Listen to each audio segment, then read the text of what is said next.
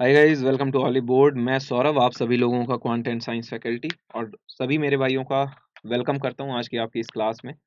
और ये वीडियो आपकी प्रीमियर है, ठीक है। मैं लाइव नहीं हूं इस वक्त और आप सभी को ये वीडियो कंप्लीट देखनी है और सारे 25 क्वेश्चंस आपको देखने हैं। हमने एक अपनी स्टार्ट करी थी सीरीज जिसमें कि हम एसएससी सीजीएल 2021 में टीयर 1 में आए हुए सारी शिफ्ट के सॉल्यूशंस कर रहे थे। ऑलरेडी हमने कई सारी शिफ्ट कंप्लीट कर ली थी और आज अपन 18 अप्रैल की थर्ड शिफ्ट यहाँ पे करने जा रहे हैं। सारे 25 क्वेश्चंस देखेंगे कि क्या सारे 25 क्वेश्चंस आपके 18 अप्रैल की थर्ड शिफ्ट में पूछे गए हैं, ठीक है। तो चलिए स्टार्ट करते हैं सेशन को और सारी चीज़ें देखते हुए चलेंगे, सारे सवाल एक एक करके अपन देखते हुए चलेंगे। उससे पहले मैं आपको एक चीज़ बता दूं, अगर आप में से कोई स्टूडेंट ऐसा है जो बैंकिंग की भी प्रिपरेशन शुरू करना चाहता है, तो आप सभी को पता है ऑलिव बोर्ड और olive board is famous for banking exams. तो आप सभी के लिए ऑली बोर्ड लेके आया है एसबीआई पीओ 2022 का pre and mains batch. Fit batch के नाम से आपका ये बैच रहने वाला है और इसी तरह आईबीपीएस आरआरबी पीओ का भी प्री और मेंस का आपका फिट बैच ऑली बोर्ड ने लॉन्च किया है। ये बैच बहुत ही शानदार होने वाला है। एक आपका बाइलिंगुअल में भी क्लासेस चलेंगी और इंग्लिश मीडियम में भी क्लासेस चलेंगी। इसमें live classes, live practice session, strategy session, sectional mock test, full length mock test, pre और मेंस के मॉक टेस्ट आपके सारी चीज़ें इंक्लूडेड रहेंगी। और लाइव क्लास आपकी मेंस के एग्जाम तक चलेगी। जब तक आपका मेंस नहीं हो जाता तब तक आपकी लाइव क्लासेस चलेंगी। तो आप इनको ज्वाइन कर सकते हैं सौरभ कोड का यूज़ करके और यहाँ पे ये जो 40% का डिस्काउंट है ये 5% आपको और एक्स्ट्रा मिल जाएगा। For maximum discount you have to use code Saurabh. अगर आप अलग अलग बैच नहीं लेना चाहते हैं, आप कोई ऐसी चीज़ चाहते हैं जहाँ पे आपको सारे बैचेस मिल जाएं, तो अगर आप बैंकिंग एंड इंश्योरेंस एग्जाम की प्रिपरेशन करते हैं, जैसे एलआईसी की भी, आईबीपीएस की भी, एसबीआई की भी, ईएसआईसी की भी, तो आप ऑली बोर्ड का ऑल इन वन प्लान ले सकते हैं जिसे कहते हैं बैंकिंग सुपर एलिट। ये एक ऐसा प्लान है जहाँ पे सारे कोर्सेज, सारे मॉक टेस्ट, सारे सेक्शनल और full length mock test, pre और मेंस, जितने भी बैंक और इंश्योरेंस के एग्जाम है, सारी चीज़ें इसमें इंक्लूडेड हो जाती हैं। जितने टाइम के लिए आपकी वैलिडिटी रहती है उतने टाइम तक सारे नए लॉन्च होने वाले कोर्स का भी एक्सेस आपको मिल जाता है।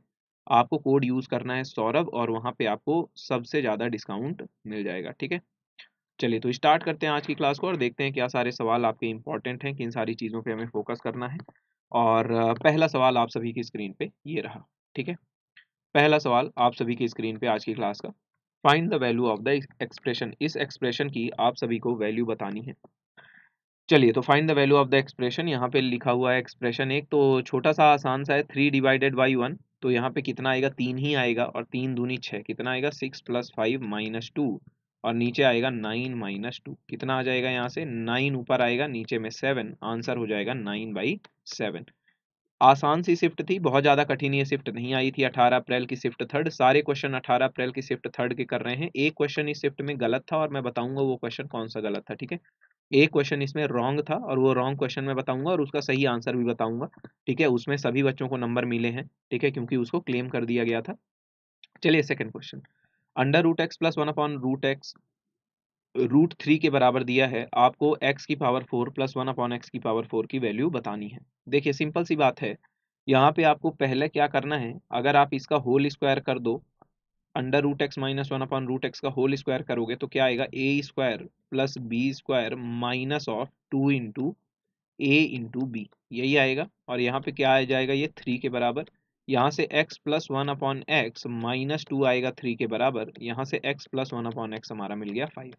अगर x + 1/x हमें 5 मिल गया तो यहाँ से हम x² + 1/x² बहुत आसानी से निकाल सकते हैं, ये आएगा 25 - 2 यानी कि 23। और अगर हमें x² + 1/x² मिल गया तो यहाँ से और आसानी से आप निकाल सकते हैं x की पावर 4 + 1/x की पावर 4, कितना आ जाएगा ये 23 का स्क्वायर -2। 23 का स्क्वायर होता है 529 और उसमें से अगर आपने 2 माइनस कर दिया तो 527 will be the right answer. क्या हो जाएगा, बी ऑप्शन करेक्ट आंसर इस सवाल का हो जाएगा, ठीक है। तो आसान सा सवाल है, अगर कभी भी इस तरह का सवाल आए तो आपको स्क्वायर वहां पे करके देख लेना है, ठीक है। अगर स्क्वायर कर लोगे तो आपका आंसर फटाक से आ जाएगा। थर्ड क्वेश्चन देखिए, ट्रिग्नोमेट्री का बहुत ही आसान सा सवाल था, लेकिन थोड़ा देखने में अजीब सा लग रहा कि नहीं बनेगा, लेकिन बहुत आसान सा सवाल है।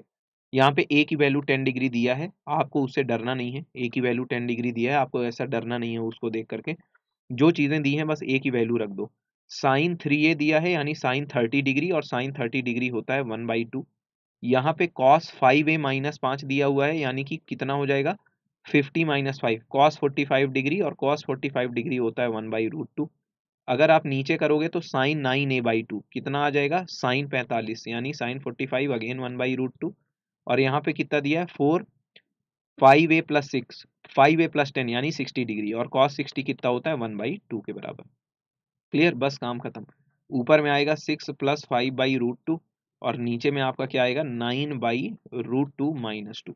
यहाँ से आपका आ जाएगा ये 6√2 प्लस 5, और नीचे में आ जाएगा 9 माइनस 2√2। ठीक है, यही आपका आंसर हो जाएगा 6√2 प्लस 5, नीचे में 9 माइनस 2√2। सी ऑप्शन आपका यहाँ पे करेक्ट आंसर हो जाएगा। ठीक है, तो कुछ भी नहीं करना था, बस एक ही वैल्यू आप रख देते एक्सप्रेशन में और आपका आंसर वहाँ पे फटाक से आ जाता।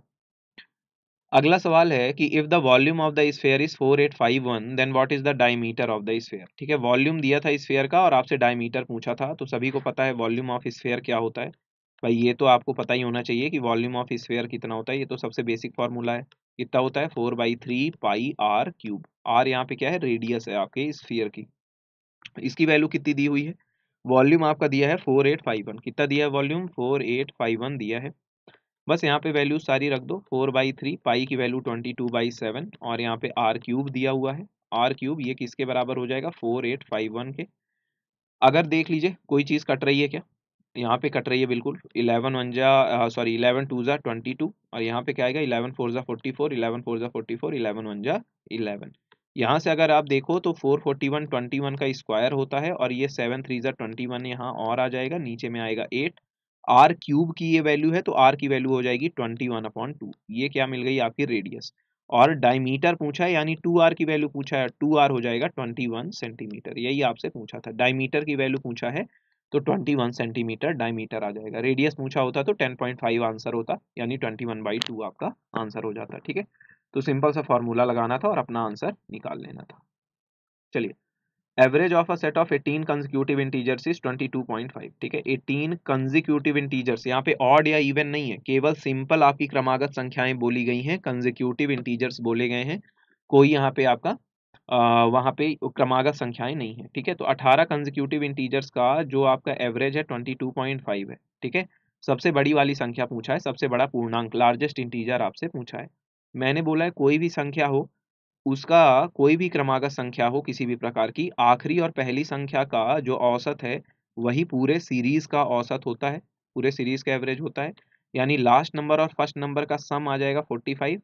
और यहाँ पे अगर आप देखो तो मैंने बताया था अगर 18 वहाँ पे कंसेक्यूटिव नंबर हैं, यानी कि वहाँ पे 17 गैप मौजूद हैं, और सारी क्रमागत संख्याएं हैं, यानी एक गैप का जो मान है वो 1 के बराबर है।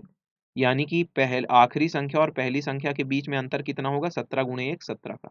यहाँ से एल की वैल्यू आ जाएगी लार्जेस्ट नंबर की 45 प्लस 17/2। और अगर आपसे स्मॉलेस्ट पूछा होता तो स्मॉलेस्ट भी आप निकाल लेते, 45 माइनस 17/2। अभी आपसे लार्जेस्ट पूछा है, लार्जेस्ट वैल्यू कितनी हो जाएगी यहाँ से 31 के बराबर। कितनी आएगी 31 के बराबर लार्जेस्ट आ जाएगी। अगर मैं स्मॉलेस्ट की बात करता तो यहाँ पे कितना आता, स्मॉलेस्ट की बात करता तो यहाँ से आपका 3 1 2 कितना आ जाता है स्मॉलेस्ट वैल्यू 14। ठीक है, तो 14 आपकी स्मॉलेस्ट, लार्जेस्ट 31। क्वेश्चन में लार्जेस्ट पूछा है, आंसर आपका 31 हो जाएगा। स्मॉलेस्ट पूछता तो 14 हो जाता। चलिए आगे बढ़ जाते हैं, अगले सवाल में बढ़ते हैं फटाफट। छठवां सवाल आप सभी के स्क्रीन पे ये रहा, देखेंगे सभी लोग। यहाँ पे मंथली एक्सपेंडिचर दिया है एक फैमिली का, ठीक है, पाई चार्ट में। और वो फैमिली 1,08,000 रुपए एवरी मंथ अर्न करती है, यानी उस परिवार की जो महीने की इनकम है वो 1,08,000 है। और पाई चार्ट में दर्शाया है कि वो जो परिवार है वो कहाँ पे कितना खर्च करता है। जैसे रेंट में, जैसे देखिए पाई जो आपका पाई चार्ट होता है वो क्या होता है, एक सर्कल, और सर्कल में एंगल कितना होता है 360 डिग्री का। तो यहाँ पे डिग्री में बताया गया है कि कितना कितना खर्च है। जैसे रेंट पे 60 डिग्री का, चिल्ड्रन एजुकेशन में 70, फूड में 65 डिग्री, ट्रांसपोर्ट पे 50 डिग्री, सेविंग्स पे 40 डिग्री, मिसलेनियस एक्सपेंसेस पे 75 डिग्री का खर्च है। ठीक है, ये फैमिली का पाई डिस्ट्रीब्यूशन दिया हुआ, पाई चार्ट डिस्ट्रीब्यूशन की कहाँ कहाँ पे कितना खर्च है, और इनकम दी हुई है। तो बोला है परिवार भोजन और परिवहन पर कितना खर्च करता है, ये सवाल आपसे पूछा था। ठीक है, कि फूड एंड ट्रांसपोर्ट पे, तो फूड पे 65 डिग्री और ट्रांसपोर्ट पे 50 डिग्री, यानी ओवरऑल कितना हो गया 115 डिग्री का एक्सपेंस है। कितने में 360 डिग्री में, है ना, फूड एंड ट्रांसपोर्ट पे 115 डिग्री का एक्सपेंस है 360 डिग्री में।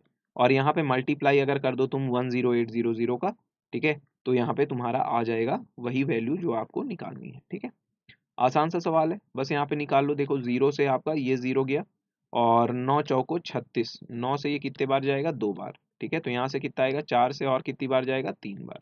ठीक है, तो आंसर आपका आएगा 0 0 5 तिहाई 15 और 11 तिहाई 33 एक 34, 34,500 रुपये उस परिवार का जो खर्च हो रहा है वो हो रहा है ट्रांसपोर्ट और फूड पे, परिवहन और भोजन पे खर्च हो रहा है। ठीक है, तो ये भी आसान सा सवाल था, आसान सा बिल्कुल सवाल होने वाला सवाल था। 7वां सवाल देखो, from the top of a 195 metre cliff, देखो 195 मीटर की एक चट्टान है, ठीक है, क्लिफ है, वहां से एंगल ऑफ डिप्रेशन है एक टावर का कितना, उसके टॉप का 30 डिग्री और उसके बॉटम का कितना है आपका 60 डिग्री। ठीक है, एक ये कोई टावर खड़ा था, तो उस क्लिफ से, उस चट्टान से, उस टावर का जो टॉप है उसका एंगल ऑफ डिप्रेशन 30 डिग्री दिया हुआ था।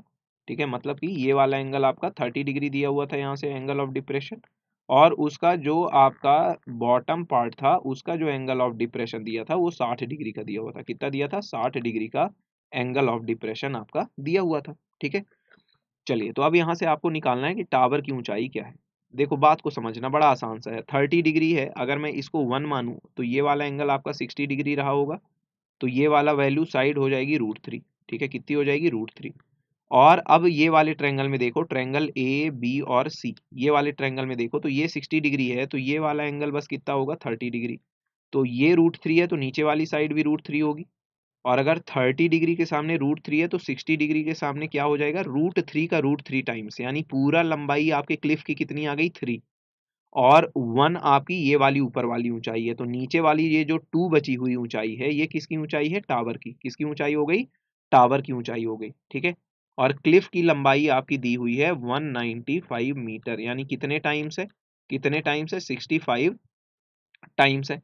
तो यहाँ पे टावर की लंबाई कितनी आ जाएगी, 2 का मल्टीप्लाई कर दो 65 में, यानी कि 130 मीटर का आपका टावर है। कितने मीटर का है, 130 मीटर का आपका यहाँ पे टावर हो जाएगा। ठीक है, समझ में आ गया, तो बस आपको वही लगाना है। ठीक है, 1 से √3 से 2 का जो रेशियो चलता है 30 डिग्री, 60 डिग्री और 90 डिग्री का, ठीक है, राइट एंगल ट्रायंगल में, उसी का कंसेप्ट लगाना है। वही कंसेप्ट आपको लगाना ही होता है हाइट एंड डिस्टेंस के सवाल में, बहुत आसान से सवाल होते हैं और उसी कंसेप्ट को आपको लगाना ही चाहिए। ठीक है, सिंपल सा रेशियो मेथड से करोगे, रेशियो कंसेप्ट से करोगे, तुम्हारा आंसर आ जाएगा आसानी से और कुछ भी तुम्हें और नहीं करना पड़ेगा। ठीक है, समझ में आ गया सवाल, आसान सा सवाल था। ठीक है, हमने जल्दी से निपटा लिया। अगला सवाल है 8वां सवाल कि a sum of ₹17,200 is lent out at simple interest in 2 parts for 2 years at 8% per annum and 10% per annum respectively. If the total interest received after 2 years is rupees 3,008, then the money lent at the rate of 8% per annum is. देखिए क्या हुआ कि 17,200 रुपए को ब्याज पे उधार दिया गया साधारण ब्याज दर पर 2 सालों के लिए, और उसका एक भाग 8% की दर से उधार दिया गया और दूसरा भाग 10% की दर से उधार दिया गया। 2 साल में मिलने वाला जो ब्याज था वो था 3,008 रुपए। तो आपको बताना है 8% पर कितना पैसा उधार दिया गया था। ठीक है, कितना धन को उधार दिया गया था। एक तो एलिगेशन से करने का तरीका है, लेकिन अगर एलिगेशन से करोगे तो इसमें थोड़ा कैलकुलेशन ज़्यादा करनी पड़ेगी, क्योंकि जो तुम्हारा 3,008 है वो 172 से विभाजित नहीं होता है ना। तो यहाँ पे आप डायरेक्ट नॉर्मल सिंपल मेथड लगा लो अपना, है ना, कन्वेंशनल वाला, कि 3,008 ब्याज है, आपने मान लीजिए x पैसा दिया 8% के रेट से 2 साल के लिए, तो आपको मिलने वाला ब्याज हो जाएगा x इंटू 8 गुणे 2/100, और फिर बचा हुआ जो पैसा है आपका वो हो जाएगा कितना, 17,200 में x घटा दो, और वो 10% के रेट से आपने दिया 2 सालों के लिए और बटे 100, यही इक्वेशन बनेगी। बस यही इक्वेशन आपकी ज़्यादा अच्छी है, इसी को सॉल्व कर लो, 16x बटे 100 ज़्यादा जल्दी आपका आंसर आ जाएगा। यहाँ से आप देखोगे तो ये आएगा 172 गुणे 20, और यहाँ पे कितना आ जाएगा 20x बटे 100 के बराबर। ठीक है, और ये किसके बराबर है, तुम्हारा 3,008 के बराबर है। यहाँ से देखो तो यहाँ से आपका 16x बटे 100 माइनस 20x बटे 100 कितना आएगा, -4x बटे 100। तो इधर साइड लेते आओ तो ये 4x/100 हो जाएगा, और ये तुम्हारा कितना हो जाएगा 0, 2 दूनी 4, 7 दूनी 14 और 2 एकन्नम 2 1 3, और इसमें घटाना है 3,008। ठीक है, यहाँ पे घटाना है तुमको 3,008, ये कितना आएगा तुम्हारा 2, यहाँ से कितना बचेगा 3, ये आएगा 4 के बराबर, और ये तुम्हारा है 4x बटे 100। 4 से काट दो, 4 एकन्नम 4, 4 अट्ठे 32, x का मान आ जाएगा 10,800, यानी कि x का ही वो मान है जो 8% पे धनराशि उधार दी गई थी। यानी 10,800 रुपये उधार दी गई थी आपकी 8% की ब्याज दर से, और फिर इसके बाद जो बचा हुआ भाग है वो आपका दिया गया था 10% की ब्याज दर से उधार। ठीक है, चलें अगले सवाल पे बढ़ जाएं। अगले सवाल पे बढ़े, 9वें सवाल पे। चलिए, बहुत ही बढ़िया, चलिए आगे बढ़ते हैं। A circle with centre O has radius 15 centimetre. ठीक है, एक सर्कल है जिसका सेंटर ओ है और रेडियस 15 सेंटीमीटर है। D is a point on the circle such that a 24 meter long chord AB is bisected by OD at point C. Find the length of CD. Find the length of CD. देखिए, एक आपका circle है, एक आपका क्या है, circle है।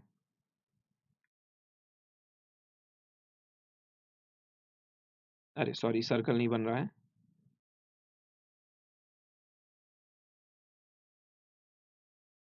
A circle with center O has a radius 15 centimeter. D is a point on the circle such that 24 centimeter long chord AB bisects O by OD at C. तो ये O है और AB क्या है, cord है। ठीक है, कितने लेंथ की वो ए बी कॉर्ड है आपकी, 24 ए बी 24 सेंटीमीटर की कॉर्ड है। और डी एक ऐसा पॉइंट है जो कि डी एक ऐसा पॉइंट है आपका, D is a point on the circle such that chord bisect that O D at point C. यानी कि जो कॉर्ड है ए बी कॉर्ड है, ये ओ डी को क्या करती है, बाइसेक्ट करती है, यानी दो इक्वल पार्ट में डिवाइड करती है, दो इक्वल पार्ट में डिवाइड करती है।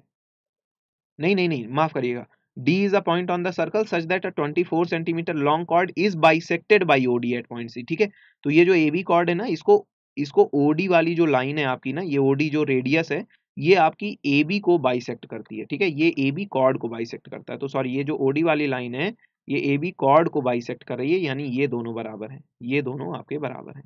तो आपको CD की लेंथ बतानी है, CD की आपको यहाँ पे लेंथ बतानी है। ठीक है, अच्छा, रेडियस कितनी दी हुई है, 15 सेंटीमीटर, रेडियस कितनी है, 15। अच्छा, ये बताओ, ए बी कॉर्ड की लंबाई अगर तुम्हारी 24 दी हुई थी, तो ये अगर बाइसेक्ट करेगा तो ये 12 हो जाएगा, ये 12 हो जाएगा। भाई ए सी और बी सी दोनों कितने हो जाएंगे, 12 सेंटीमीटर। रेडियस तुम्हारी दी हुई है कितना, 15, तो ये 15, तो आपका ओ सी कितना हो जाएगा, 9।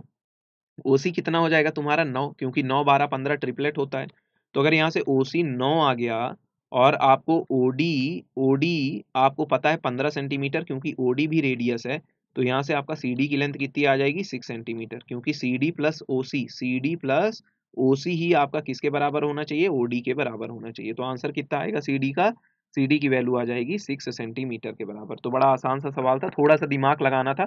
फिगर अगर सही बन गया सवाल का, तो आंसर सवाल का जल्दी आ जाएगा, है ना। फिगर बस बनाने की देर थी सवाल में।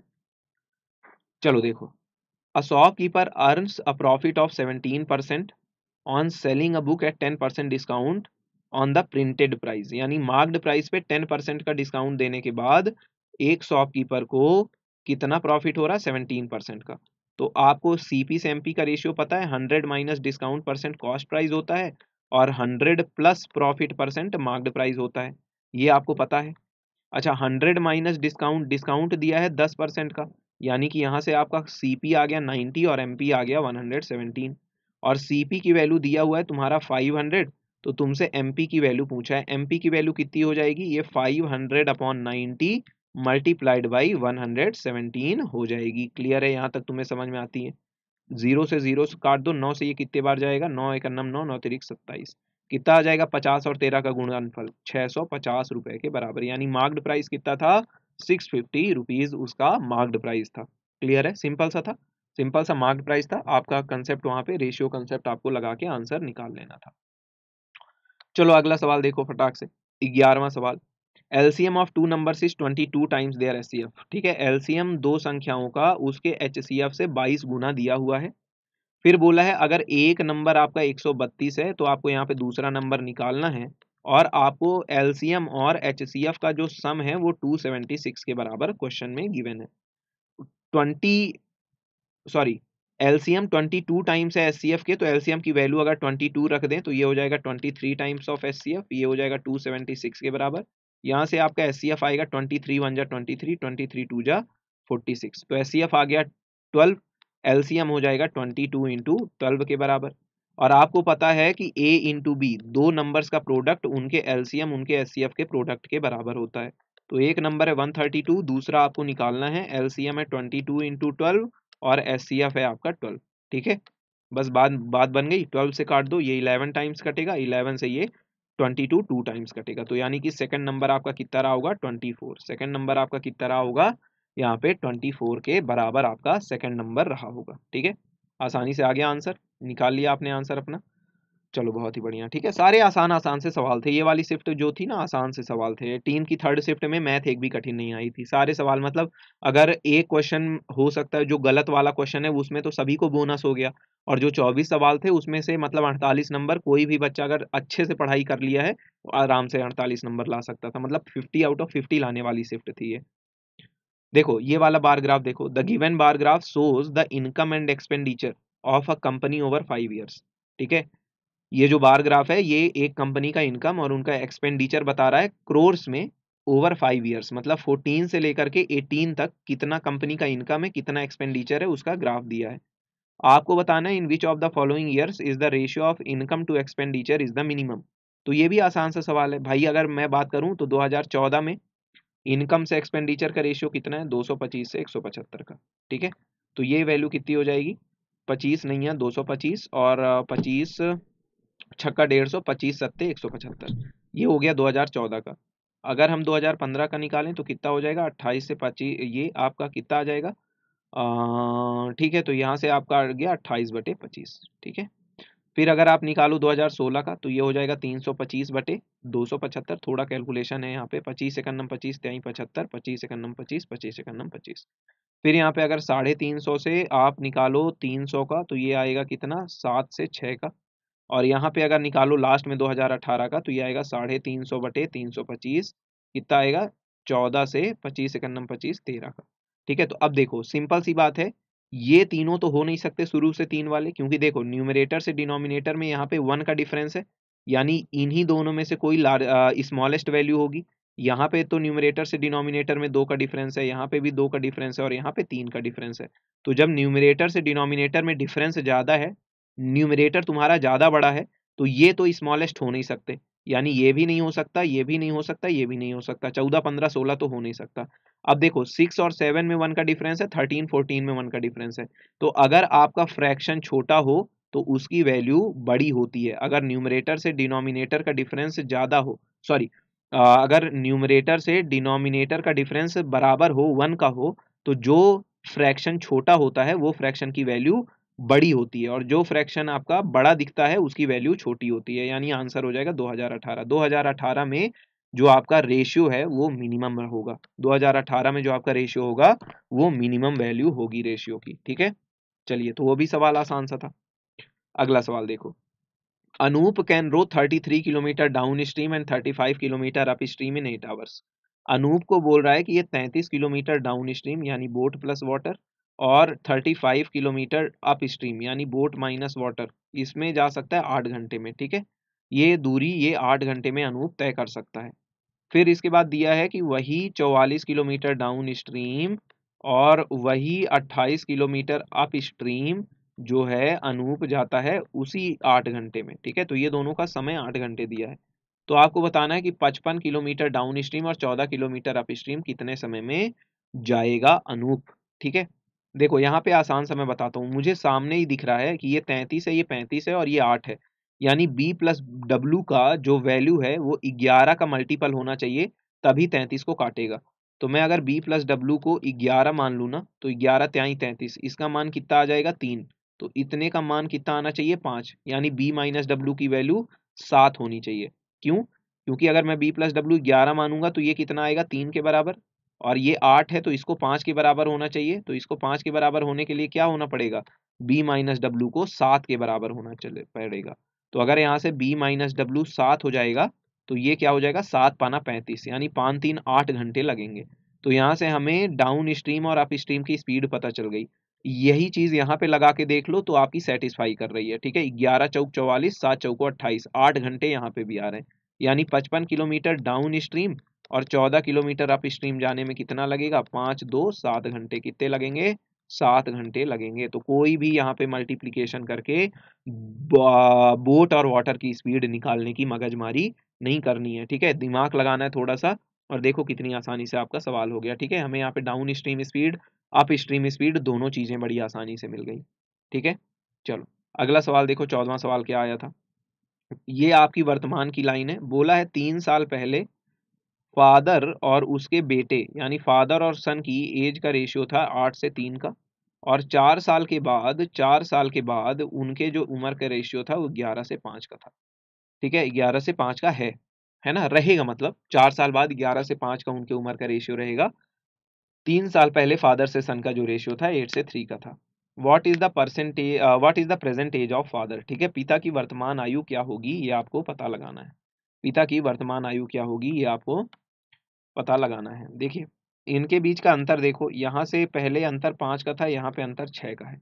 तो भाई चाहे 3 साल पहले बात करें, चाहे 300 साल पहले बात करें, अगर पिता और पुत्र के बीच में उम्र का एक अंतर दिया है, वो अंतर हमेशा वही अंतर रहेगा, वो अंतर हमेशा बराबर रहेगा, वो अंतर में कोई परिवर्तन नहीं आएगा।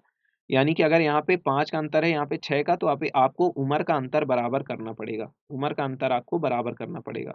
तो 3 साल पहले ये हो जाएगा 48, और ये हो जाएगा आपका 18, और यहाँ पे ये कितना हो जाएगा 55, और ये कितना हो जाएगा 25। अब देखो 3 साल पहले 4 साल बाद में कुल अंतर 7 साल का है, और यहाँ से अगर तुम देखो तो 17 से 25 अंतर कितने का है, 7 साल का है। 48 से 55 अंतर कितने का है, 7 साल का। तो यहाँ पे ये जो 7 का अंतर है, ये जो 7 का अंतर है वो 7 वर्ष के बराबर ही दिया हुआ है, यानी कि जो यहाँ पे उम्र है यही इनकी वास्तविक उम्र थी। ये जो यहाँ पे 48 और 18 है यही 3 साल पहले की वास्तविक उम्र थी। यानी फादर की जो वर्तमान आयु हो जाएगी उसमें 3 और जोड़ दो, 51 वर्ष हो जाएगी, ठीक है। 51 वर्ष पिता की वर्तमान आयु हो जाएगी। अगर बच्चे की पूछता तो 21 वर्ष हो जाती, है ना। बच्चे की पूछता तो 21 वर्ष हो जाती, ठीक है। चलो अगला सवाल देखो, 15वां सवाल देखिएगा अपना। चलिए, the bar graph shows the number of people who visited mall A and mall B on different days of week, ठीक है। यहाँ पे जो बार ग्राफ है ये मॉल ए और मॉल बी में विजिट करने वाले लोगों का जो है वो डेटा बताता है, ठीक है, कि मॉल ए मॉल बी में हर वीक में, मतलब एक वीक में जाने वाले लोगों की संख्या, ठीक है। ये बता रहा है बार ग्राफ आपका कि मंडे को मॉल ए में कितने लोग जा रहे, और Monday, Tuesday, Wednesday, Thursday, Friday, Saturday, Sunday, तो मॉल ए और मॉल बी में कितने लोग जा रहे हैं वो डेटा आपका इस बार ग्राफ में दिया हुआ है, ठीक है। अब आपको सवाल बताना है कि जो नंबर ऑफ पीपल मॉल ए में गए हैं मंडे, ट्यूसडे, फ्राइडे और संडे को, वो कितने परसेंट हैं उन लोगों के जो मॉल बी में गए हैं ट्यूसडे, थर्सडे, सैटरडे और संडे को, ठीक है। देखिए तो मॉल ए में मंडे को गए हैं, और कब कब गए हैं, मंडे, ट्यूसडे एंड फ्राइडे, ठीक है। ये गया फ्राइडे को और संडे को, ठीक है। ये है मॉल ए वाला। तो 560 प्लस 700 प्लस 840 एंड प्लस 1500, ये वो लोग हैं जो मॉल ए में गए हैं इन चारों दिन। कितना आएगा 3600 जोड़ने पर, तो ये आ गया मॉल ए का। यहाँ पे आ गया मॉल ए का।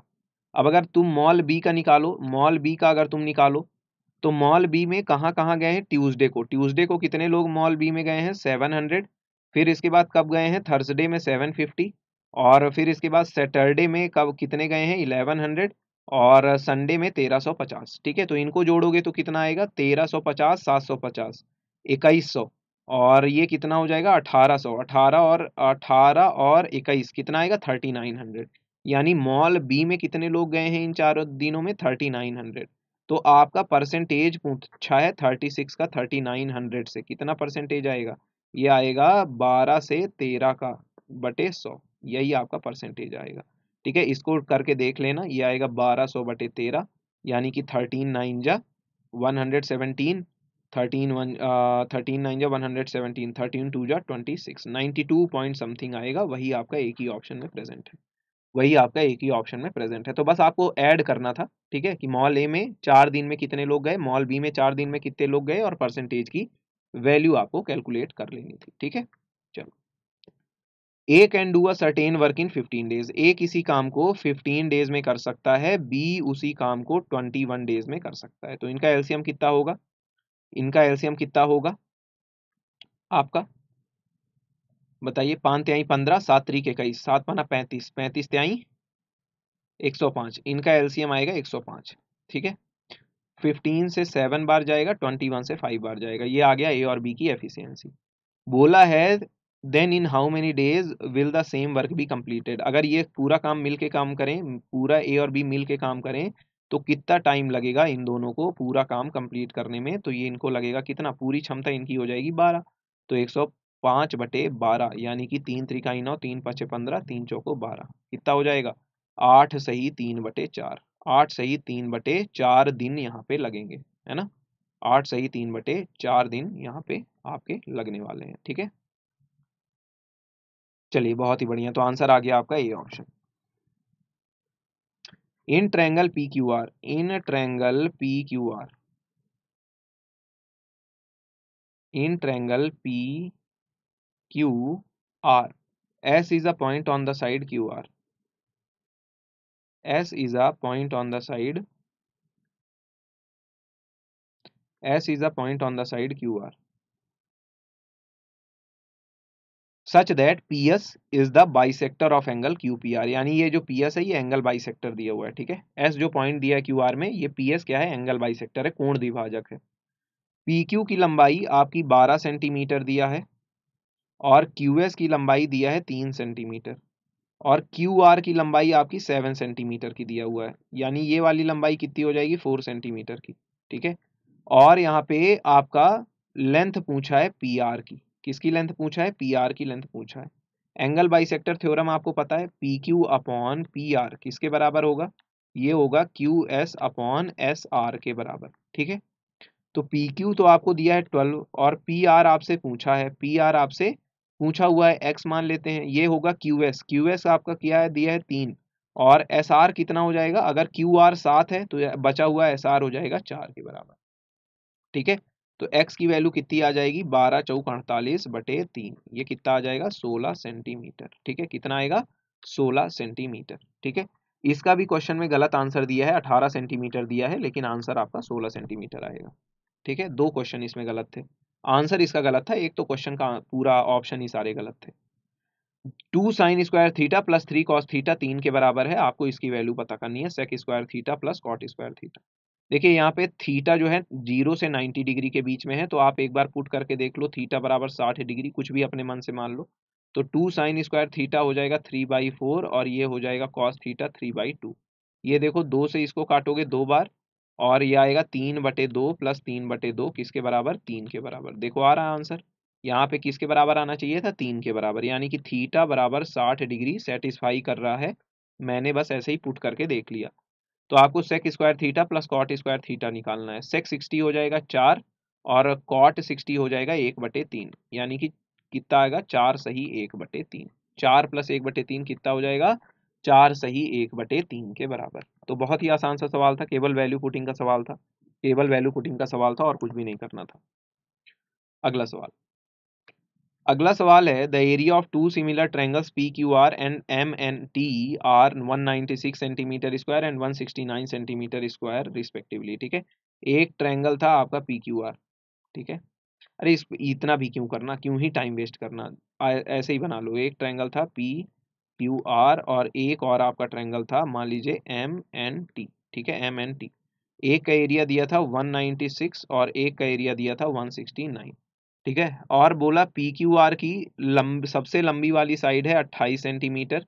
ठीक है, तो सबसे लंबी वाली साइड एम एन टी की बताना है, तो एक्स, तो सीधी सी बात है 28/x कितना आ जाएगा 14/13 के बराबर। तो एक्स का मान कितना आ जाएगा यहाँ से, 14 से ये 2 बार कटेगा, 13 दूनी 26 सेंटीमीटर, कितना आएगा 26 सेंटीमीटर के बराबर। ठीक है, सिंपल सी बात है ना भाई। अरे मान लो पी क्यू सबसे लंबी साइड है तो इधर पे एम एन सबसे लंबी हो जाएगी, क्योंकि ये सिमिलर ट्रायंगल है और आपको पता है कि यहाँ पे एरिया का रेशियो क्या होता है, अंडर रूट होता है area of triangle P Q R upon under root area of triangle M N T. बस यही तो लगाना था, यही तो लगाना था, यही तो लगाया है यहाँ पे, और कुछ थोड़ी किया है, और आसानी से आपका आंसर आ गया, आ गया कि नहीं। चलो ये भी बढ़िया सा सवाल है, थोड़ा सा ये कैलकुलेटिव सवाल है लेकिन अच्छा सा सवाल है। बोला है a manufacturer who marks the price of an article at rupees 1800, ठीक है, एक निर्माता है जो वस्तु की अंकित अंकित मूल्य लगाता है 1800 रुपए की, उसको एक डीलर को बेचता है 15% की छूट पे। डीलर अगर कैश में पेमेंट करता है तो उसको 8% का और वहां पे लाभ मिल जाता है, यानी सक्सेसिव डिस्काउंट है। पहले 15% का मिला, लेकिन अगर वो अब कैश में अगर पेमेंट करता है तो उसको 8% की और छूट मिल गई, यानी 15 की मिली, 15 पे 8 और मिल गई, तो सक्सेसिव डिस्काउंट मिल गया उसको। तो आपको ये बताना है कि डीलर ने कितना पैसा दिया निर्माता को, मैन्युफैक्चरर को डीलर ने कितना पैसा दिया। तो पहले आप यहाँ से डिस्काउंट निकाल लीजिए भैया, डिस्काउंट ओवरऑल डिस्काउंट कितना हुआ, ओवरऑल डिस्काउंट सक्सेसिव लगा दो, ओवरऑल डिस्काउंट परसेंटेज जो हुआ वो कितना हुआ, सक्सेसिव लगा दो। 15+8 कितना होता है, 23%, माइनस 15 × 8/100%, यही होता है सक्सेसिव का फॉर्मूला। ठीक है, यहाँ से अगर मैं देखूं तो कितना आना चाहिए, 4 से दूनी 8 और यहाँ पे आपका आएगा 20, 4 दूनी 8 और 25 आएगा ना, 25 आएगा, और ये 25 पाँते आई 15। ठीक है, नहीं ऐसा मत करिए, ऐसा मत करिए, फालतू में क्यों ही, ऐसा मत करिए, ज़्यादा आसान सा बताता हूँ मैं आपको तरीका। ठीक है, सबसे अच्छा वही है कि आप क्या सोच रहे हैं कैलकुलेशन को ख़त्म करने में, वो इम्पॉर्टेंट है। 5 दूना 10 जीरो, 5 से ये 3 बार काट दो, और 2 से इसको 10 बार काटो, और इसको काटो 4 बार, तो ये 4 3 12 और 10 से विभाजित करोगे आएगा 1.2, है ना। ये कितना आएगा तुम्हारा, 21.8%। ठीक है, ये तुम्हारा डिस्काउंट है। अगर डिस्काउंट है तो सेलिंग प्राइस कितनी होगी, सेलिंग प्राइस जो होगी वो होगी 78.2% की, है ना। 78.2 में 1.8 जोड़ोगे तो 80 हो जाएगा, और 80 20 100, यही है सेलिंग प्राइस। 1800 रुपये मार्क्ड प्राइस था, यही 18%, 1800 यहाँ पे मार्क्ड प्राइस आपका दिया हुआ था। तो एक की वैल्यू कितनी हो जाएगी, 1% की वैल्यू 18, तो सेलिंग प्राइस आएगी 18 दूनी 36, 3 18 अट्ठे 144, 3 147। ठीक है, 100 यहाँ पे 47, 14 बचा, 18 सत्ते 126, 14 140, तो ये आएगा 140, यानी 1407.6 रुपये, लगभग 1408 रुपये। नियरेस्ट ₹2 बताना है ना, नियरेस्ट ₹2 बताना है, तो 1407.6 रुपये 1408 रुपये के बराबर हो जाएगा। तो थोड़ा कैलकुलेशन करना था, लेकिन अगर थोड़ी सी फास्ट कैलकुलेशन है तो आप आसानी से सवाल को कर सकते थे, है ना। ओवरऑल डिस्काउंट निकाल लेते, सेलिंग प्राइस वहां से आपका आ जाता। देखो अगला सवाल, A B is a diameter of circle with centre O. A B क्या है, डायमीटर है सर्कल का जहां पे सेंटर आपका ओ है। ये मैंने सर्कल बना लिया, और ये आपका सेंटर ओ है, ये है आपका ए और बी डायमीटर। क्लियर है। The tangent at point C on the circle and AB when produced meet at point P। एक पॉइंट P बाहर है, जहां से अगर टेंजेंट खींचें तो ये सर्कल को जा करके कहाँ छूता है, पॉइंट C पे छूता है, ये C पे पॉइंट छू गया। ठीक है, और एंगल ए पी सी जो दिया है वो दिया है 38 डिग्री। आपसे पूछा है एंगल पी सी बी की मान पूछा है, यानी इसका मान पूछा है, ये वाला एंगल आपसे पूछा है, ये वाला एंगल आपसे पूछा है, निकाल लोगे।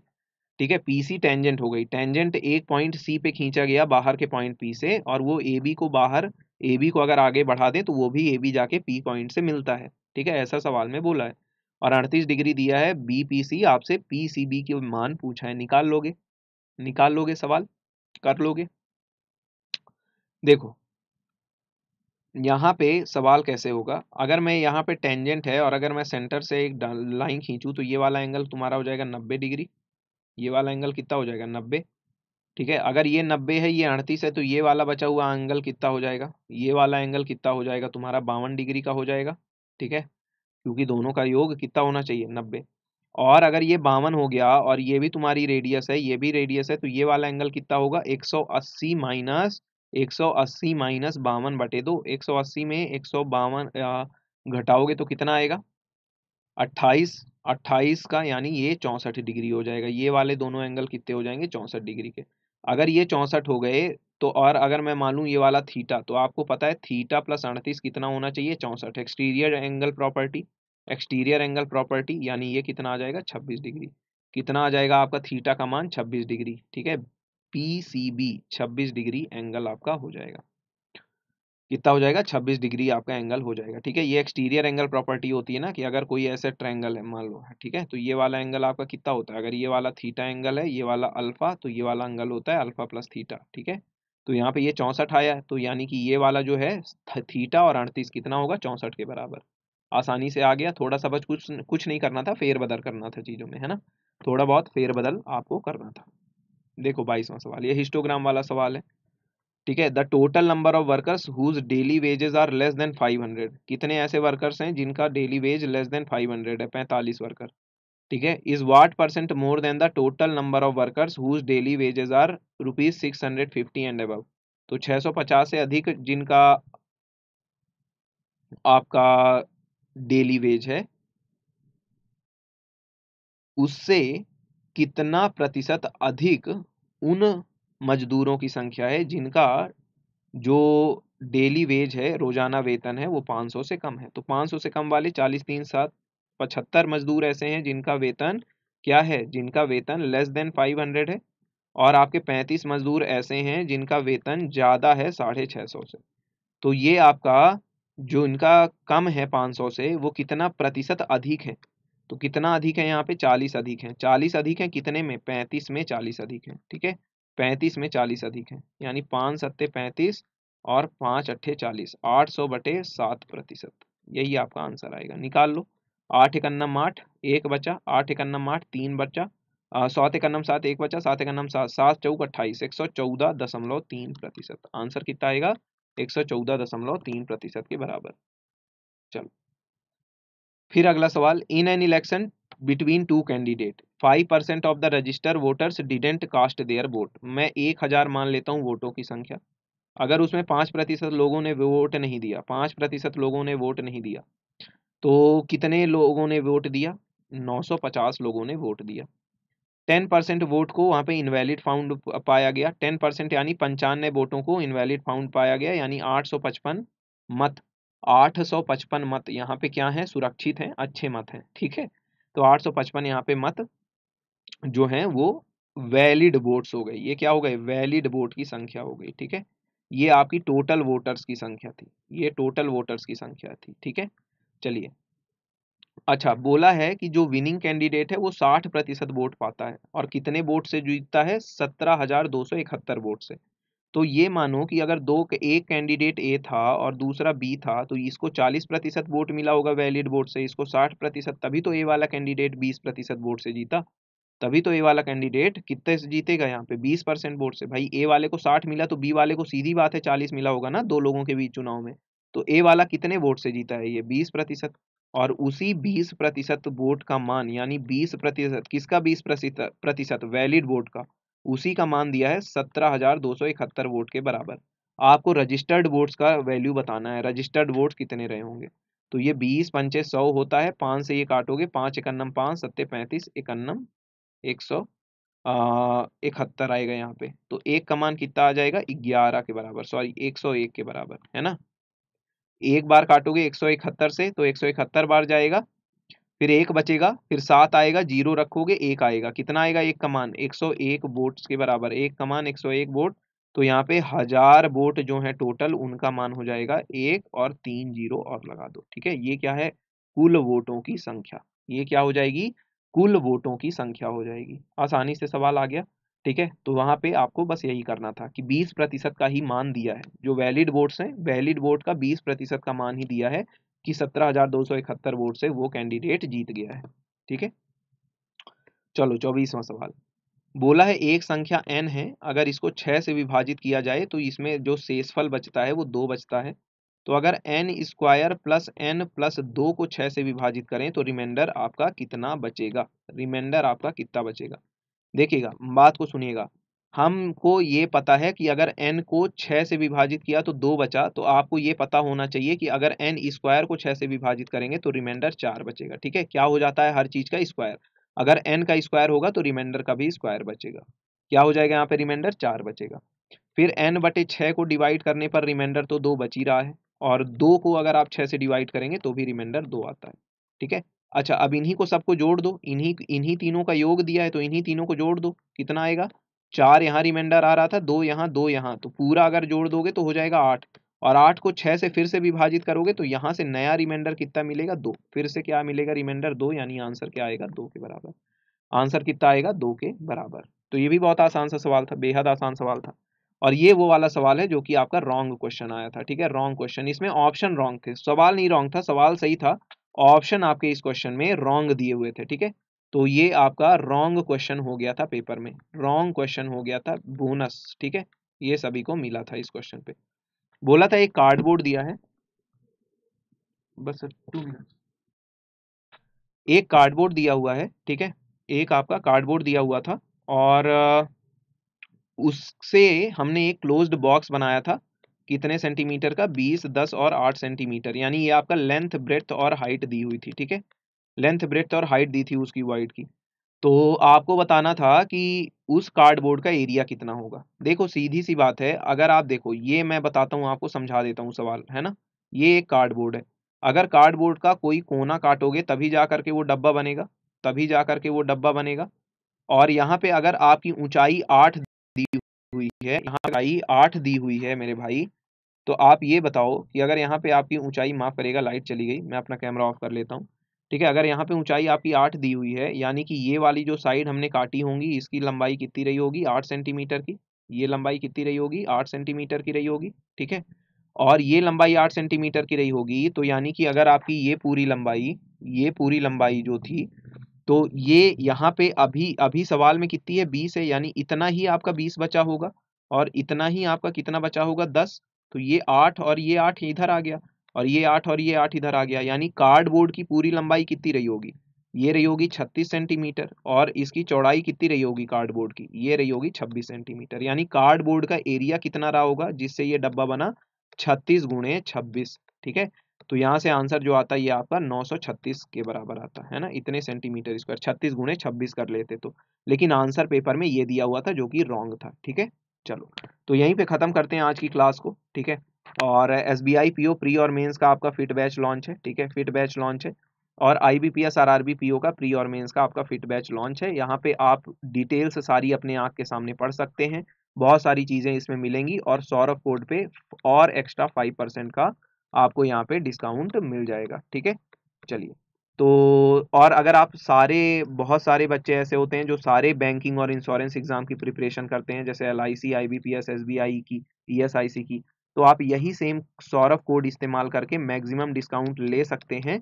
किस चीज़ में, बैंकिंग सुपर एलीट पैकेज में, एक ऐसा पैकेज जहां पे सारे बैंकिंग और इंश्योरेंस एग्जाम के ऑल कोर्सेज की आपकी लाइव क्लास मिल जाती हैं, और साथ में आपको सारे प्री और मेंस लेवल के मॉक टेस्ट आपको मिल जाते हैं, सेक्शनल मॉक टेस्ट आपको मिल जाते हैं, ठीक है, प्री और मेंस के sectional mock test, full length mock test, speed booster test, सब कुछ मिल जाता है बैंकिंग सुपर एलीट में। तो उसे सौरभ कोड से ज्वाइन करके आप फायदा ले सकते हैं। साइंस बाय सौरभ सर, ये मेरा टेलीग्राम ग्रुप है, इसमें आप जरूर ज्वाइन करिए, इन सारी क्लासेस की PDF इसी टेलीग्राम ग्रुप में आपको मिलेंगी, ठीक है, तो आप इसको ज्वाइन करिए।